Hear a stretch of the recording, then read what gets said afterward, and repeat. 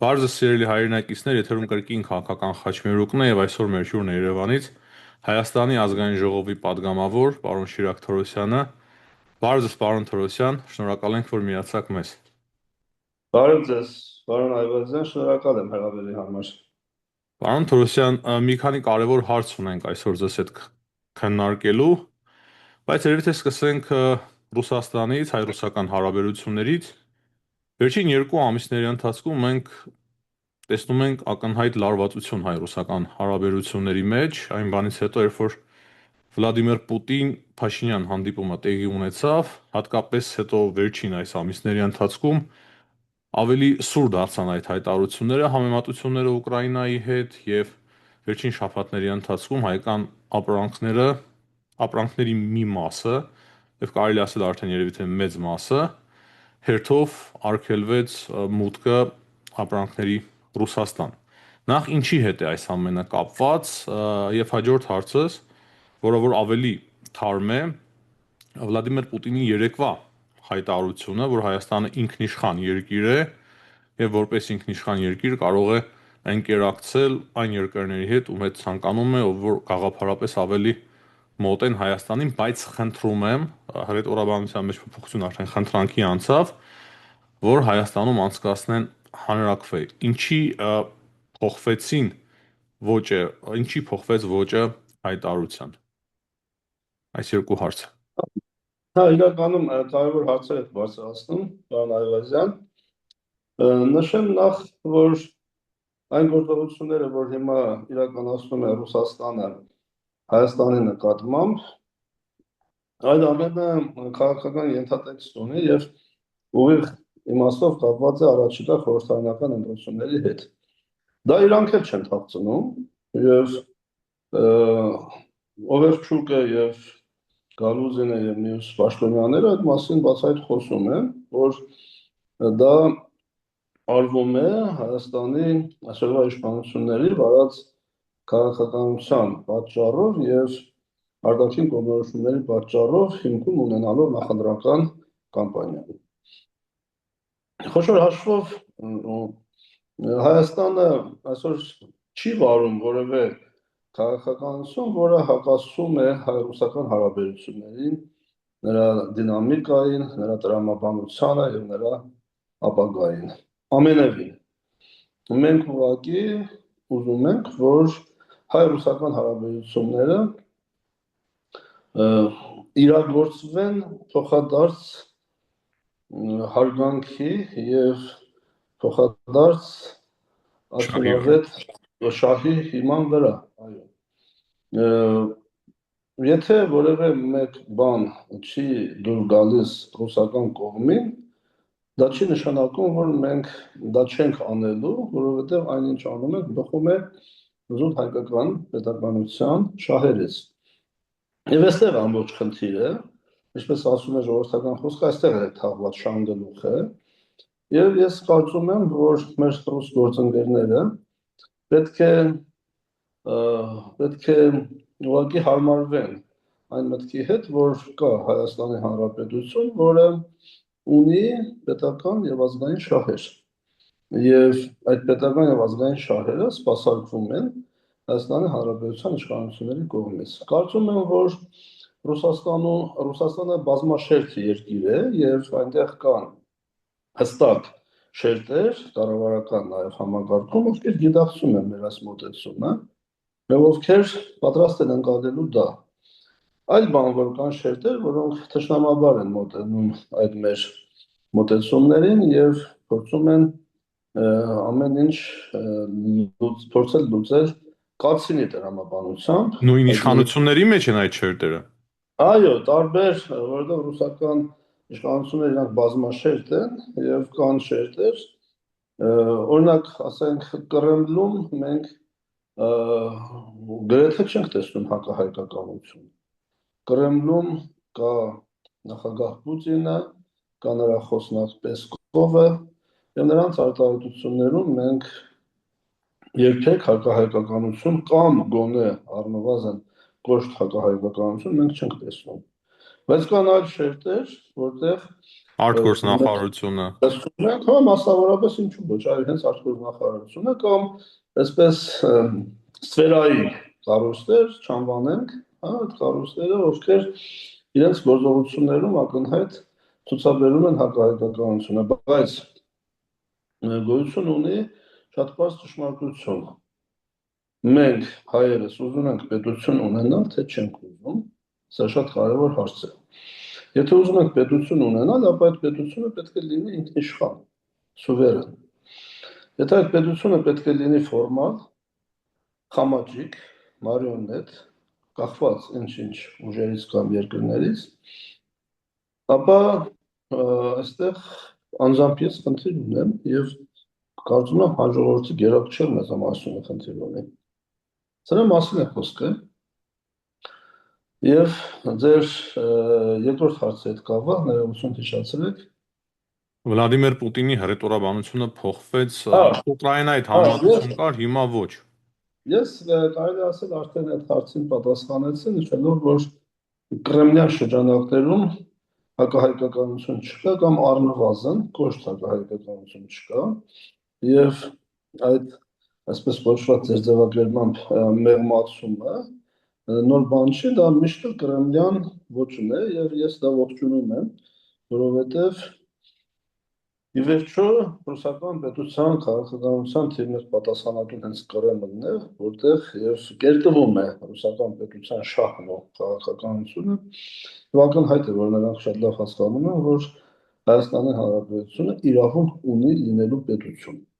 եւ իրավունք ունի լինել ինքնիշխան։ Եվ այդ իրավունքը իրանք կամ հարգելու են, կամ ոչ։ Ինձ թվում է, որ այնուամենայնիվ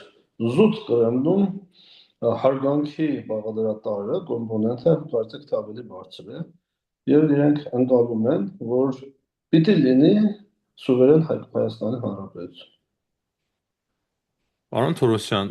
նաև տեսեք հետաքրքիր փոփոխություն Հայաստանի շուրջ։ Երեք տեղի ունեցավ հեռախոսազրույց Ուրսուլա ֆոն դեր Լայենի եւ Փաշինյանի միջև։ 50 միլիոն եվրո է հատկացնում Եվրամիությունը, դրանից բացի պայմանավորվածություններ կան, որ ապրանքների արդեն մի մասը գնում է Եվրոպա, դրանից բացի աշխատանքային խումբ է ձևավորվում, որպեսզի բոլոր հարցերը որոշվեն, որպեսզի արտոնյալ պայմաններով Հայաստանը կարողանա իր ապրանքները ուղարկել Եվրոպա, սուբսիդավորում է հիմա տեղի ունենում, դուք ավելի մանրամասն այդ մասին կպատմեք։ Թուրքիայի հետ հարաբերություններում կա զգալի փոփոխություն, Կարս ախալքալակ Բաքու երկաթգիծը բացվեց եւ Վրաստանը փաստացի հրավիրեց Հայաստանին մասնակցել այդ ամենում, Կոբախիձեն իր խոսքում հստակ արտահայտվեց։ Դրանից բացի մենք տեսանք Էրդողան-Փաշինյան հեռախոսազրույցը, մենք տեսանք, որ հայկական պատվիրակությունը կարսում էր 2-3 օր առաջ մեծ պատվիրակություն էր բիզնես Իրանի դեսպանի հետ հանդիպում ունեցավ Մահեր Գրիգորյանը եւ կրկին տրանսպորտային խնդիրներ էներգետիկ այս ամենը եւս կարող է սկսեց ազդել Ռուսաստանի դիրքորոշման վրա։ Պարոն Այվազյան, ձեր հարցադրման մեջ դուք կարծեք թե ձեր բոլոր հարցերի պատասխանը հնչեցրիք անուղղակիորեն։ Հիմա ես ուղղակիորեն անդրադառնում։ Դուք մանրամասների եք տիրապետում, որոնք որ մենք չենք տիրապետում, մենք ուղղակի վերլուծում ենք։ Այո, դուք շատ ճիշտ մատնանշեցիք Հայաստան-Թուրքիա, Հայաստան-Իրան, Հայաստան-Ռուսաստան, Հայաստան-Եվրամիություն փոխհարաբերություններ, Հայաստան-Վրաստան եւ այս համատեքստում որոշակի գործողություններ։ Սա այն է, ինչ մենք անվանում ենք բալանսավորման եւ բալանսավորված արտաքին քաղաքականություն։ Սա այն է, ինչը մենք անվանում ենք ինքնիշխան սուվերեն Հայաստանի արտաքին քաղաքականություն, որտեղ Հայաստանը նստած է սեղանի շուրջ եւ ոչ ճաշացանքի մեջ։ Դիվանագիտության մեջ շատ հայտնի ընկալում կա։ Եթե դու սեղանի շուրջ նստած չես եւ օրակարգում քո մասին հարց կա, ապա դու ճաշացանքի մեջ ես։ Այսինքն, եթե դու որոշում կայացնողների մեջ ես, ապա քեզ ուտելու են, կուլ են տալու։ Բարեբախտությունն այն է, որ Հայաստանի բալանսավորման եւ բալանսավորված արտաքին քաղաքականության այս հստակ դրսևորման միջավայրում Հայաստանը միշտ իրեն վերաբերող հարցերի վերաբերյալ սեղանի շուրջն է։ Այսինքն մասնակցում է որոշումների կայացմանը եւ ակնհայտորեն պաշտպանում է սեփական ազգային եւ պետական շահերը։ Սա ամենակարևորն է, որը մենք պետք է արձանագրենք։ Մնացածը այն է, ինչ դուք սկսեցիք թվարկել։ Այո, մենք պետք է առաջ տանենք TRIP նախագիծը, մենք պետք է վստահեցնենք Իրանին, մեր բազմադարյա բարեկամ հարևան երկրին, որ որևէ գործողություն չենք անելու Իրանի ազգային եւ պետական շահերի դեմ։ Այո, պետք է ողջունենք մեր հարևան բարեկամ գործընկեր, բայց այլևս արդեն ռազմավարական գործընկեր Վրաստանի քաղաքականությունը, ում բայրացակամության նաև արդյունքում մենք հնարավորություն ունեցանք Կար-Սախալխալա երկաթգծին կապ ունենալու, իհարկե մենք այստեղ պետք է շատ բարձր գնահատենք Թուրքիայի վարքագիծը, որովհետև ի վերջո եթե Թուրքիան դա չկամենար, դա հնարավոր չէր լինի։ Ինչպես նաև Ադրբեջանի, որովհետև Ադրբեջանի ազդեցությունը թուրք-հայկական հարաբերությունների վրա ակնհայտ է։ Եթե Ադրբեջանը ինչ-որ հարցում ծայրահեղ ընդդիմություն է ցուցաբերում, մեր փորձը ցույց է տվել, որ Թուրքիան զգուշանում է կոնկրետ Հայաստանի հետ կապված նպաստավոր գործողություններ իրականացնելուց։ Եվ այս համատեքստում այո մենք տեսնում ենք, որ Հայաստանը առաջվա նման ոչ թե լուսանցքային տրամաբանության մեջ է, այլև տարածաշրջանային հաղորդակցությունների խաչմերուկում է, իրականացնում է, փորձում է իրականացնել TRIP նախագիծը, կառավարության խաչմերուկ նախագիծը, միջին միջանցքի տրամաբանության մեջ իր տեղն ու դերն է ամրապնդում, որը շատ կարևոր է այսօր, եւ մենք ինչ ենք տեսնում, տեսնում ենք, որ Հայաստանը մարգինալ լուսանցքային վիճակից հայտնվել է իրադարձությունների բարենպաստ կենտրոնում։ Դրա մասին է խոսքը։ Այսպես Ռուսաստանն էլ կարող է օգտվել TRIP-ից եւ ընտրություններից հետո այս խնդիրները Ռուսաստանի հետ ձեր կարծիքով կկարգավորվեն հիմնականում առևտրային այս պատերազմը հայտարարությունները, թե կարող է Ռուսաստանի մի մասը չճանաչել Հայաստանում տեղի ունեցած ընտրությունների մի մասը ճանաչել, այսինքն падգամավորների մակարդակով, քաղաքական գործիչների, բլոգերների։ Իրականում Ռուսաստանի հետ մեր փոխհարաբերությունները այսօր բավական հետաքրքիր միջավայրում են գտնվում։ Լավ իմաստով հետաքրքիր։ Մենք փորձում ենք հավասար գործընկերության տիրույթում շփվել Ռուսաստանի հետ, որ իրենց համար նորություն է, իրենց համար, այսպես ասենք, այսպես անակնկալ է, բայց եւ կարծում եմ արդեն սկսել են աստիճանաբար հասկանալ, որ պետք է հարմարվեն այս իրավիճակի հետ։ Ի վերջո կրկին այն հարցադրումն է գալիս. Հայաստանը ինքնիշխան պետություն է, թե սորպոստ։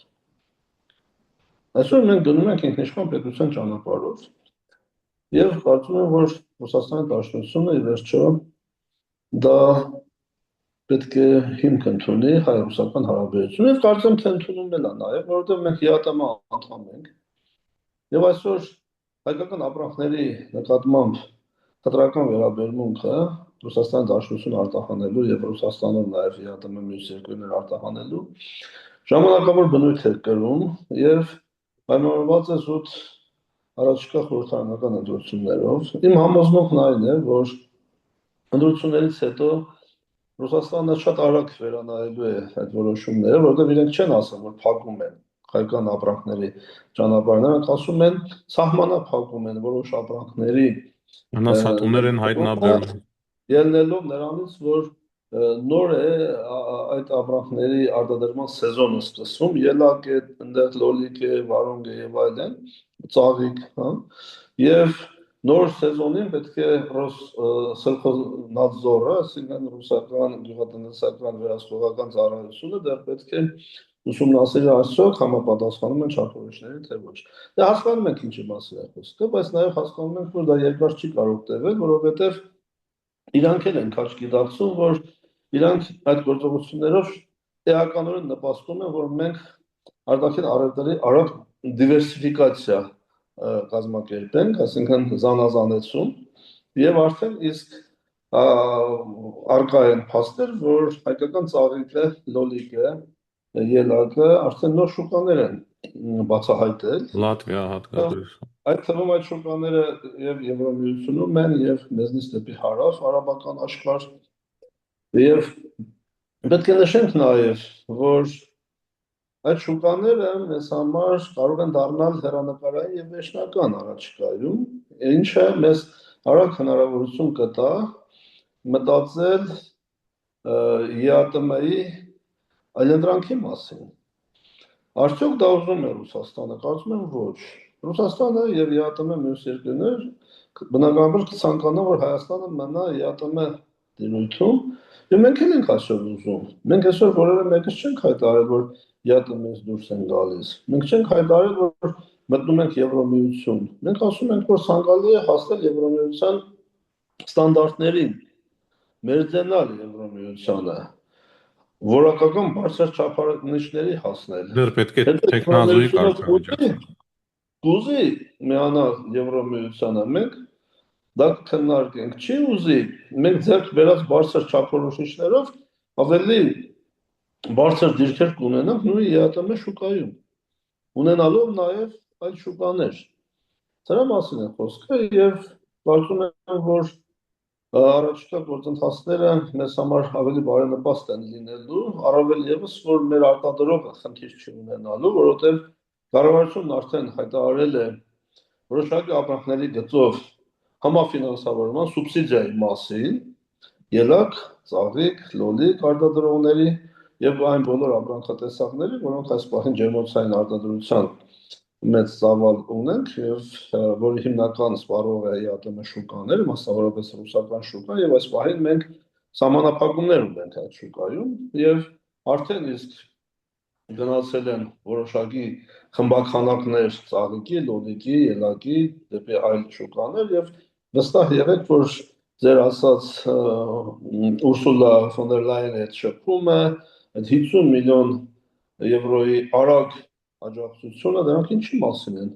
Դրանք մեր արտադրությունը, մեր արտադրողների, շահերի պաշտպանության մասին են։ Դա ակնհայտ է։ Եվ ռուսական կողմը կարծում եմ խորհելու կարիք ունենա այս տեսանկյունից մեզ ավելի արագ դուրս չմղելու ԵԱՏՄ-ից, ընդհակառակը շահախնդրություն ձևավորի ԵԱՏՄ-ում մնալու եւ մյուս կողմից այս բոլոր գործողությունները նախընտրական են եւ կարծում եմ, որ շատ արագ դրանք կվերանայվեն հունիսի 7-ից հետո։ Պարոն Թորոսյան, մի կարճ հարց այս հարցի շուրջ։ Դուք լավ ծանոթ եք միջազգային պայմանագրերին Հայաստանի։ Այսօք դա ԵԱՏՄ-ի կանոնների խախտում չէ, ինչի մանում է Ռուսաստանը։ Դա ինձ հետաքրքիր է շատ։ Կա նման բան։ Բարդ է ասել, որովհետև ռուսական պետության գյուղատնտեսական արտադրության վերահսկողության այդ ծառայությունը, այսպես կոչված Ռոսսելխոզնադզորը, ինքը հստակ կրիտերիաներ է առաջ քաշում, ստուգելու, ուսումնասիրելու արդյոք հայկական արտադրանքը որակական խնդիրներ չունի։ Իսկ դա իրավունք իրանք ունեն, եւ այդ իրավունքի շրջանակներում է, որ որոշակի սահմանափակումներ կան հայկական արտադրության։ Միայն սննդի արտահանման գործում, այո, հա, բնականաբար այս պահին իհարկե ջերմուկի խնդիրը կա, որը քիչ ավելի անհասկանալի է, որտեղ գյուղատնտեսական եւ արտադրություն չի ջերմուկը։ Մենք այստեղ ուրիշ մի միտում ենք ծաղիկները ու ծաղիկը համարում են գյուղատնտեսական արտադրանք, եւ ես ուզում եմ ձեր ուշադրությունը հրավիրել մի ուրիշ միտումի վրա, եթե նկատել եք շատ բավական ծանր հարաբերություններ ունենալով Ադրբեջանի հետ, ռուսական կողմը այսօր անցել է ակնհայտ սիրաշահելու քաղաքականության Ադրբեջանի նկատմամբ եւ հայտարարում է, որ այն ապրանքները, որ Հայաստանն էր արտահանում Ռուսաստան եւ ԵԱՏՄ շուկա, դրանք կարող է անել Ադրբեջանը եւ որ Ադրբեջանը կարող է փակել հայկական արտադրանքի պահանջարկը, ինչպես նաեւ որ իրենք խրախուսում են Ադրբեջանի անդամակցումը ԵԱՏՄ-ին։ Տեսեք ինքը ինչ է ուզում ուզում է այլանդրանք ստեղծել, որ դու չես լինի, կլինի Ադրբեջանը, Բայց բայց Ադրբեջանը ուզում է։ այստեղ նրբություն կա իհարկե, շատ նրբություն կա։ Նրբությունը կայանում այն բանի մեջ, որ նախ Ադրբեջանը, եթե ժամանակին ուզենար ԵԱՏՄ անդամ լինել, ապա նրան դա ոչ մեկ չէր խոչընդոտի։ Իհարկե, ԵԱՏՄ անդամակցությունը կոնսենսուսային է, բայց կարծում եմ, որ վերջի 2-3 տարիների ընթացքում ելնելով հայ-ադրբեջանական հարաբերությունների, այսպես ասենք, կանոնավորման, այսպես համատեքստից, թերևս նաև հայկական կողմը թերևս քննարկեր կողմ կամ դեմ լինելու հանգամանք, այսպես ասենք, եւ հիմա ռուսական կողմը եւ ընդհանրապես ԵԱՏՄ-ն պնդելով, որ Հայաստանը օր առաջ որոշում կայացնի, գնում է ԵԱՏՄ, թե գնում է Եվրամիություն, թե մնում է ուրեմն ԵԱՏՄ-ի մեջ, որ արագ հանրաքվե կազմակերպեն եւ այլն, դա ինչ է ցույց տալիս, որ եթե Հայաստան դուրս է գալիս, ապա նրան փոխարինելու Ադրբեջանը։ Բայց այստեղ նրանք հաշվի չեն առնում շատ կարևոր հանգամանք, որ Ադրբեջանը դա կանի կամ չի անի հաշվի առնելով Թուրքիայի կարծիքը, որը շատ կարևոր է, իսկ Թուրքիայի կարծիքը այդ հարցում կարող է ձևավորվել Եվրամիության եւ ամերիկյան կողմի հետ խորհրդակցությունների արդյունքում նաեւ, այնպես որ միանշանակ չի, որ ասենք Ադրբեջանը միանգամից ասի, այո, ես ԵԱՏՄ անդամ եմ, այսպես թե այնպես Ադրբեջանը քննիր չունի իր գյուղմթերքը ռուսական շուկայի տահանելու հարցում, եւ այսպես թե այնպես, եթե անգամ ԵԱՏՄ անդամ լինի, Ռուսաստանը ինչպես այսօր, այնպես էլ հետո կարող է ցանկացած պահի ասել, որ Ադրբեջան քո լոլիկի մեջ սուպիկ կա եւ ես քո լոլիկի հերթական ֆուրերը հետ եմ ուղարկում։ Այնպես որ դա շատ խիստ հարաբերական է եւ կարծում եմ, որ այս նոր սցենարը, խաղը այնքան էլ արդյունավետ չի կարող լինել ռուսական կողմի համար եւ մենք ավելի սառնասրտորեն ենք մոտենում դրան։ Եվ մենք հայտարարում ենք, որ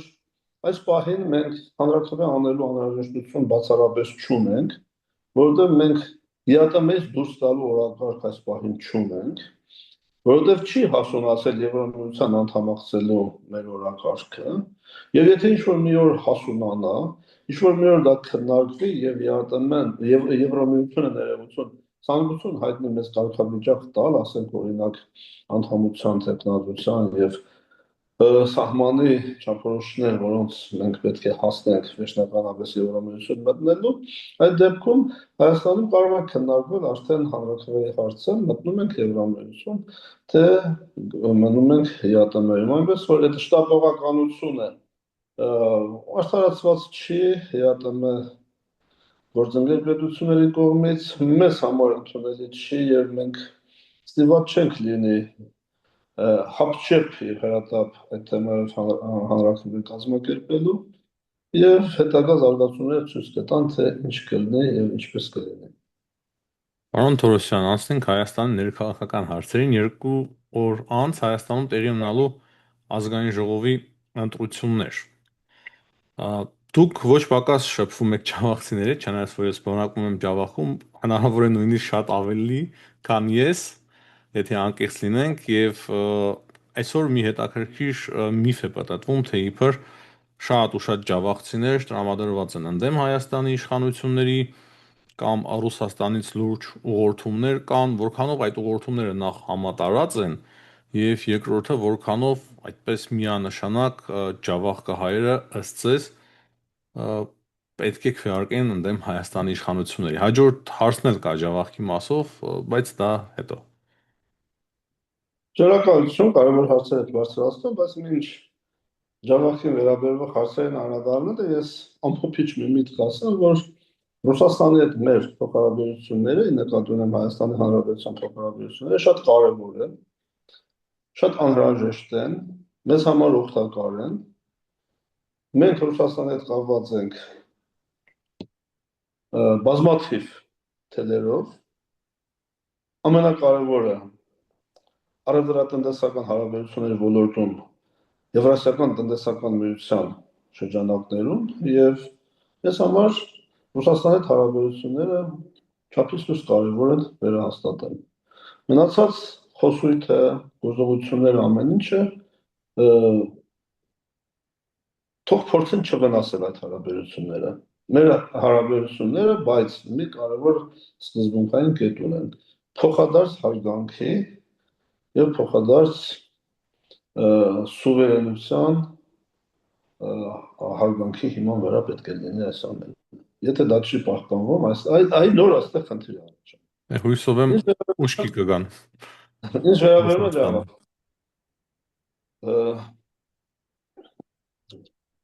Ջավախցու կերպարը առանձնահատուկ կերպար է։ Ես այդ կերպարի մասին ունեմ սեփական իմ դատողությունները եւ կարծում եմ, որ այդ իմ դատողությունները մեծամասնության կողմից ընկալելի են։ Տեսեք, ամբողջ հայությանը, իմաստավորապես Ջավախքի հայությանը ճանաչողները մի հատ բնութագրում ունեն, Ջավախցու թասիբ։ Բառը հայերեն չի, բայց շատ տիպիկ եւ բնութագրական է։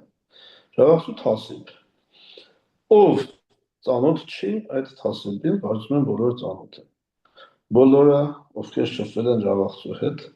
ուսանող ժամանակ, աշխատանքի մեջ, հարևանություն անելիս, խնամություն, բարեկամություն անելիս, ընկերություն անելիս եւ այլն։ Ես վստահաբար պնդում եմ, որ Ջավախցու ինքնասիրությունը, դա թասիբ կոչվածն է, որ հիմա դարձնենք հայերեն, շատ ավելի բարձր է, քան այն, թե իբր կարող են նրանց ուղղորդել ինչ-որ քաղաքական դիրքորոշումներում։ Ես վստահ եմ, որ ջավախցիների գերակշիռ մեծամասնությունը այդ դաշտ չեն մտնի։ Դա պայմանավորված է զուտ նրանց ինքնասիրությամբ։ Ջավախցիները պետականակերտ հայ ժողովրդի պետականագրի լուրջ զանգված են։ Նրանք հանդիսանում են մեր եղբայրական Վրաստանի իրապես պատվարժան, հարգված, պատասխանատու քաղաքացիներ Վրաստանի համար։ Վրաստանի համար պետականակերտ ազգ են։ Եվ մենք միշտ մեր կոչն ու հորդորն ենք եղել մեր ջավախցի հայրենակիցներին սիրել, հարգել վրացական պետությունը, լինել նրա լիարժեք պատվարժան քաղաքացին եւ ապրել պատվով այդ երկրում։ Բայց միևնույն ժամանակ ջավախցիները շատ հզոր հայեր են եւ բնականաբար նրանց խելքը, միտքը, զգացողությունը ամեն ինչը կապված է մայր հայրենիքի հետ։ Այսօր մայր հայրենիքում ընտրություններ են եւ շատ է շահարկվում ջավախցիների, այսպես, այնպես, գործել եւ այլն։ Իմ վստահ համոզմամբ Միանշանակ այդպես բան չի կարող լինել։ Այն բարձ պատճառով, որ ես օրերս իմ Facebook-յան էջում մի գրառում էի արել եւ նշել, թե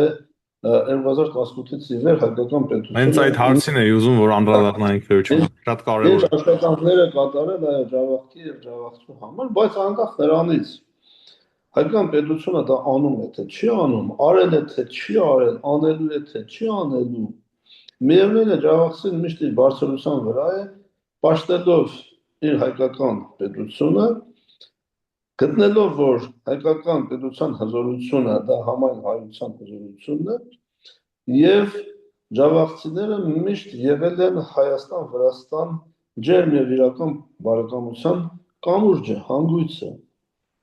Եվ այսօր նրանք դա շարունակում են անել։ Եվ ես ենթադրելով ձեր հաջորդ հարցը, թե ինչու համար պիտի ջավախցիները ճիշտ ընտրություն կատարեն, Այո։ անդրադառնամ իմ Facebook-յան գրառմանը, որտեղ ես նշել եմ հետևյալը, նախ առաջին 2018 թվականի մայիսի 8-ին Նիկոլ Փաշինյանի վարչապետ ընտրվելուց անմիջապես հետո իդեպ ես քվեարկել եմ այդտեղ Նիկոլ Փաշինյանին, հայտարարել եմ, որ իմ քաղաքական պատկերացումները համատեղվում են հեղափոխական գաղափարների հետ Դա ես թաքուն չեմ պահել, դա ես ասել եմ, համապատասխան տեղերում հիմնավորել եմ եւ գնացել եմ այդ քայլին, քվեարկել եմ Նիկոլ Փաշինյանին պարլամենտում, խորհրդարանում, որից հետո վարչապետ ընտրվելուց հետո Փաշինյանը իր առաջին պաշտոնական այցը կատարել է Վրաստան։ Եվ սա է շատ խորհրդանշական էր, գիտեք, որովհետեւ վարչապետը չգնաց Մոսկվա, չգնաց Վաշինգտոն, չգնաց Բրյուսել, Պեկին, այլ աշխարհաքաղաքական կենտրոններ եւ որոշեց գնալ Թիֆլիս, Թբիլիսի։ Սա շատ կարևոր եւ խորհրդանշական քայլ էր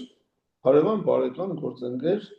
երկերի հետ հարաբերությունների նորովի հարաբերությունների կարգավորման տեսանկյունից։ Մայիսի 30-31 կհիշենք բոլորս 2018 թիվ Ես առանձնացնեմ Ջավախյան հատված այդ այցի, նշեմ, որ վարչապետը Ծալկա, Նինոցիմինդ, Ախալքալակ շրջանների մի շարք բնակավայրեր այցելեց, աննախադեպ այցեր, հիշեցնեմ, որ այդպիսի այց որևէ Հայաստանի ղեկավար չեն ունեցել, այցելելով բազմաթիվ բնակավայրեր եւ հանդիպումներ ունենալով բնակչության լայն շերտերի հետ։ Եվ այդ այցելության ժամանակ վարչապետը Վրաստանի իշխանությունների հետ բանակցեց եւ ստացավ համաձայնություն, որ Վրաստանի իշխանությունները շուտափույթ օր առաջ կառուցեն Նինոցիմինդա Հայաստանի սահման ճանապարհը։ Հիշեցնեմ, որ այդ ժամանակ ճանապարհը անանցանելի էր գրեթե։ Վստահ եմ, որ վրացական իշխանությունները դա անպայման կառուցելու էին, դա չէր կարող ուղղակի այդպես չլինել, որովհետև դա Վրաստան է եւ վրացական պետությունը մտածում է իր ճանապարհների մասին, բայց առաջնահերթության առումով վարչապետի այցը եւ այդ համաձայնության ձեռքբերումը ակնհայտ էին։ Երբ որ Ախալքալակում մայիսի 31-ին բնակչության հետ դահլիճում մշակույթի պալատում հանդիպում եղավ, բնակչության ներկայացուցիչները եւս բարձրաձայնեցին այդ հարցը, որ շատ կարեւոր է, որ այդ ճանապարհը կառուցվի եւ Վրաստանի փոխվարչապետը, որ ուղեկցում էր վարչապետ Փաշինյանին, վերահաստատեց պատրաստակամությունը վրացական կառավարության եւ 2018-19 թվականներին այդ ճանապարհը կառուցվեց։ Սա միանգամից երկու կարևոր ձեռքբերում մեկ այցի շրջանակներում աննախադեպ Հայաստանի ղեկավարի այց Ջավախյան շրջանների բնակավայրերի շփում բնակչության հետ եւ այդ կարևորագույն ճանապարհի կառուցման համաձայնության ձեռքբերում, որի համար ինչ խոսում ենք շատ շնորհակալ ենք Վրաստանի մեր եղբայր պետության իշխանություններին առաջնահերթությամբ, հա, այդ ճանապարհին անդրադառնալու համար։ Դրա շարունակությունը Բավրայից Աշոտսկ նույն վիճակում էր գտնվում 2-3 տարի անց։ Խորխորատներ եւ անանցաններ։ Ճանապարհը, այո, այսինքն Նինոցիմինդա Հայաստանի սահման Աշոտսկ։ Այդ ճանապարհը հիմա մենք արդեն ունենք Հայաստանի սահման Նինոցիմինդա փայլուն ճանապարհ, բայց Հայաստանի սահման Աշոտսկ 11.5 կիլոմետր խորխորատ, որը իդեպ ընդգրկված էր Հյուսիս-Հարավ ծրագրի մեջ եւ պիտի կառուցվեր 3-4-5 տարի հետո։ Ամեն օր Ջավախցի վարորդները ինձ բողոքում էին։ Ամեն օր, որ մենք ավտոները ջարդում ենք այդ ճանապարհի հատվածում։ Ես հարցը բարձրացրել եմ, իդեպ Վրաստանի այցելելու նախորդին վարչապետը ինձ հրավիրել է, մենք միասին քննարկել ենք եւ եկել ենք այն եզրակացության, որ վրացական իշխանությունները արդյոք բարձրաձայնեն խնդրանք հենց այդ ճանապարհահատվածը կառուցելու մասով, խոսքս Նինոցիմինդա Հայաստանի սահման ճանապարհի մասին է։ Եվ երբ որ ես Հայաստանի սահման Աշոտսկ ճանապարհահատվածի հարցը բարձրացրեցի, վարչապետը արագ ուրեմն արձագանքեց, իհարկե գումարը մեծ էր, նախահաշվով 2.6 միլիարդ դրամ, վարչապետը արագ հանձնարարեց եւ այդ ճանապարհահատվածը կառուցվեց 2023-24 թվականներին, որի գլխավոր շահառուներից մեկը ջավախցիներն էին, ովքեր ամեն օր բողոքում են, որ իրենք չեն կարողանում առանց վնասելու մեքենաները մտնել մայր հայրենիք եւ հասնել օրինակ Գյումրի կամ Երևան։ Էլ չեմ ասում, որ Գյումրի Երևան այս հյուսիսարևմտյան շահագործման ճանապարհը արդեն էականորեն կրճատել է ժամանակը Ջավախքից մայրաքաղաք Երևան հասնելու, ինչպես որակական առումով, այնպես էլ ժամանակի առումով։ Մենք այնտեղ բազմաթիվ աշխատանքներ են կատարել Գովիտի շրջանում։ COVID-ի շրջանում գիտեք, որ կտրուկ փակ են սահմանները։ Եվ ոչ, ինչպես ասում է ժողովրդական խոսքը, հավքն իր թևով, օծն իր գործով սահման չէր կարող պատել։ Բայց նաև պարզ էր, որ Ջավախքի բնակության մի որոշ հատվածը արտագնա աշխատանքով իր հանապազօրյա հացը վաստակում եւ երբ որ Երևան-Մոսկվա չվերթները բացվեցին փետրվարին 2021 թվականի, մենք վրացական համապատասխան գերատեսչությունների հետ աշխատանք կատարեցինք եւ բացվեց Բավրայով հայ-վրացական սահմանը։ Պարոն Այվազյան, նշեմ, որ այդ ժամանակ օրը ամենակիչը 200 ջավախցի էր անցնում Հայաստան եւ Զվարթնոց օդանավակայանով թռիչք կատարում դեպի Ռուսաստան եւ էականորեն այդ ժամանակ սոցիալական լարվածությունը նվազեց ուրեմն Ջավախքում։ Մենք դիմորդներին հնարավորություն տվեցինք ընդունելության քննություններին մասնակցելու եւ թույլ տալու հատել սահմանը։ Ի պատիվ վրացական իշխանությունների, ովքեր ընդառաջում էին մեր այդ առաջարկներին, միասին աշխատում էինք եւ փայլուն արդյունքներ էինք ապահովում այդ ամբողջ գործողությունների մեջ։ Մենք պետք է արձանագրենք նաեւ Նիկոլ Փաշինյանի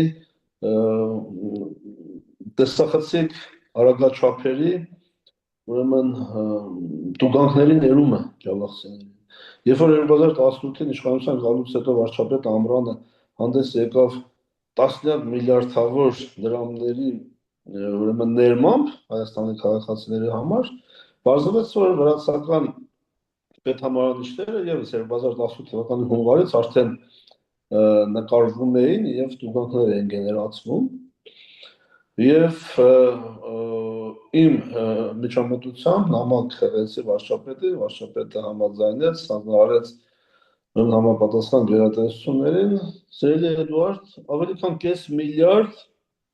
դրամ, 513 միլիոն դրամ ներվեց ջավախցիներին եւ գիտեք,